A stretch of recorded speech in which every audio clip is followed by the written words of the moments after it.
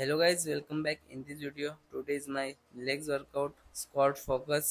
आपण स्वतः आपल्याला कमतरता, आपल्याला बॅड हॅबिट्स यांच्यावर काम केला तर आपण 100% स्वतःला चेंज करू शकतो.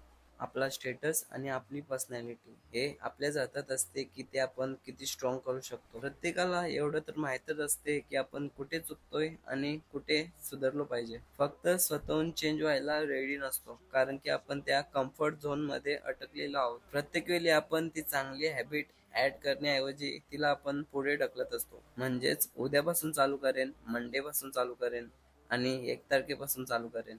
हे सर्व रिझन्स आहेत जे तुम्हाला डिफेंड करायला नाही तर गिव्ह अप करायला भाग पाडतात.